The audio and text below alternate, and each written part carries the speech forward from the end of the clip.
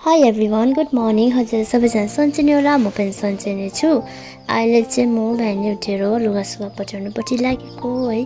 छिटो छिटो उठिकन निन्दा त पुगेको थिएन, तर भए पनि अब उठिकन चाहिँ रुम सफा गर्नु पर्यो भनेर उठेर रुम सफा गर्नुपट्टि लागेको। म चाहिँ उठ्ने बित्तिकै मुख धुन जान्दिनँ नि त है, आफ्नो सुतेको पलङ चाहिँ उठाएरै जान्छु होइन। अन्त यतापट्टि मम्मीको पलङ पनि उठाउनु पर्ने थियो होइन। मम्मी चाहिँ उठाउनु भएन रहेछ, मम्मी कुनै कहाँ जानुभएछ बाहिरतिर हुनुहुन्छ होला, मलाई थाहा भएन होइन। मम्मी चाहिँ थिएन, हामी उठ्दाखेरि चाहिँ बहिनी अघि उठेर खाना सब्जी पकाउँदैछ।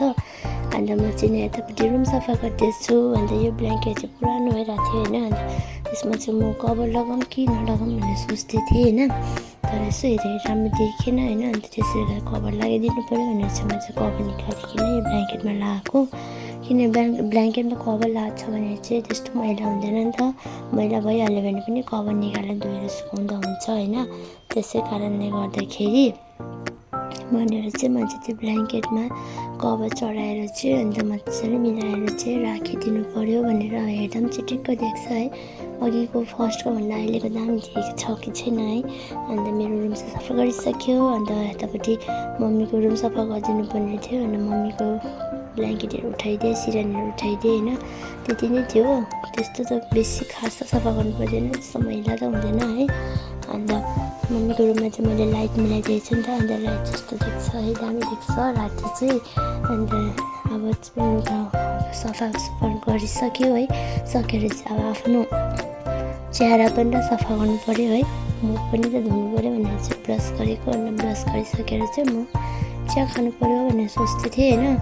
मेरो चाहिँ यस्तो दाँतहरू पुरा खुन निस्किन्छ होइन, आफै निस्किन्छ, तर किन चाहिँ आई डोन्ट नो होइन, के कारणले भएको हो मलाई थाहा पनि छैन। तपाईँलाई थाहा छ भने यसो दबाईहरू कमेन्ट बक्स गरिदिनु होला है।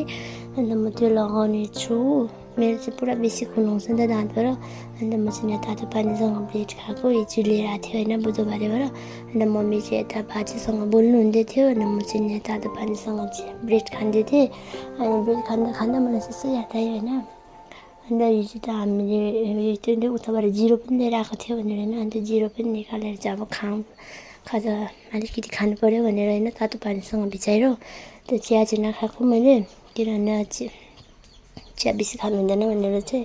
अनि म चाहिँ तातो पानीसँग चाहिँ जिरो भिजाइकन खाएको। मम्मी पनि खानुहुँदै थियो, गफ गर्नुहुन्थ्यो। आजको लागि यति नै guys, bye bye, take care.